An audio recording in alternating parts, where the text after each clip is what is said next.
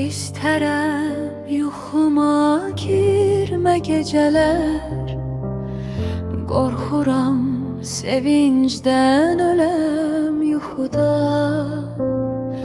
Yaman istəyirəm hamıdan gizli, mən özüm yuxuna gələm yuxuda. Gələm tufan kimi, gələm sel kimi, öpəm gözlərindən, dodaqlarından.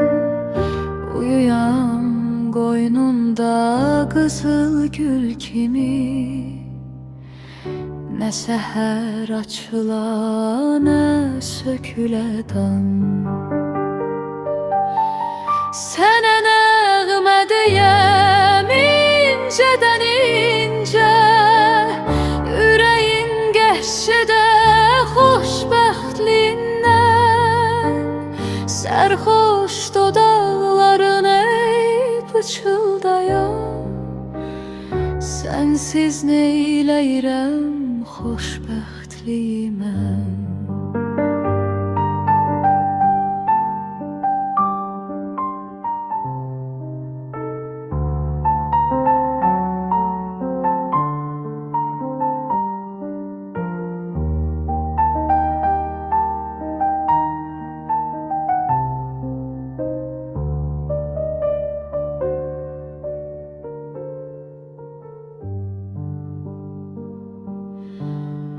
Beləcə yuxumda yaşayam səni, görmək istəmirəm kimi kimsəni.